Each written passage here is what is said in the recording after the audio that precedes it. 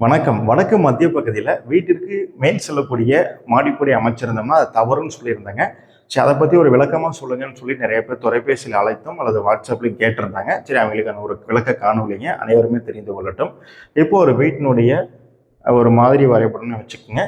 இப்போ இப்போ வடக்கு திசையில் மத்திய பகுதி, இது வடகிழக்கு வடமேற்கு, அது வடக்கு மத்திய பகுதியில் வீட்டிற்கு மேல் சொல்லக்கூடிய ஃபர்ஸ்ட் ஃப்ளோர் அல்லது செகண்ட் ஃப்ளோர் நம்பர் மேல் டெரஸ்க்கு போகக்கூடிய மாடிப்படி நம்ம அமைச்சிருந்தோம்னா இது தவறாகும்.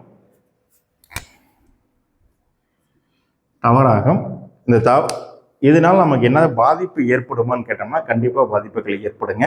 அது எந்த மாதிரியான பாதிப்புன்னு கேட்டிங்கன்னா, குடும்பத்தினுடைய மூத்த வாரிசு பாதிக்கப்படுவாங்க. அடுத்தது குடும்ப தலைவரும் மிக கடுமையாக பாதிக்கப்படுவாங்க. ஒரு விபத்து ஏற்பட்டுச்சுன்னா குறிப்பாக தலையில தாங்க அடிப்படுதுங்க. அது நம்ம பார்த்துட்டோம் கேஸ் ஸ்டடியில்.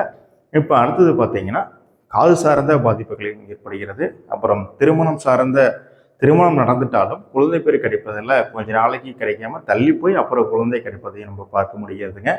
ஒற்றை தலைவலி, மைக்ரேன் தலைவலி, அப்புறம் மூளைச்சாவு, அந்த மாதிரி பிரெயின் டெத்து, அப்புறம் கழுத்து பகுதியில் பிரச்சனை. நீங்கள் நல்லா தொழில் செஞ்சுட்டு இருந்தீங்கன்னா வருமானம் இழப்புகள், தொழில் நஷ்டம், தொழில் இழப்புகள் ஏற்பட்டு வீட்டில் முடங்கி கிடக்கும்போது கடன் சுமை. அடுத்தது உங்கள் பத்திரம் பேங்க்கில் அடமானத்துக்கு போய் திருப்பவே முடியாமல் ஏலத்தில் போகுது. பல தொந்தரவுகளை கொடுக்குதுங்க. ஆகவே இந்த வடக்கு மத்திய பகுதியில் படிக்கட்டை அமைக்கிறத தவிர்த்துட்டு, ஒருவேளை அமைச்சிருந்தீங்கன்னா உங்கள் ஊரில் இருக்கக்கூடிய நல்ல ஒரு வாஸ்து நிபுணரை அணுகி படிக்கட்டு வேறு பக்கம் மாற்ற முடியுமா என்பதை ஒரு ஆலோசித்து முடிவெடுங்க. உங்களுக்கு தெரிஞ்சவங்க யாராச்சும் புதுசாக வீடு கட்டிகிட்டு இருந்தாங்கன்னா அவங்களுக்கு இந்த காணொலியை அனுப்புங்க. ஏதாச்சும் வடக்கு மத்திய பகுதியில் போட்டிருந்தாங்கன்னா அவங்களும் இதை பார்த்து நலம் பெறட்டும்.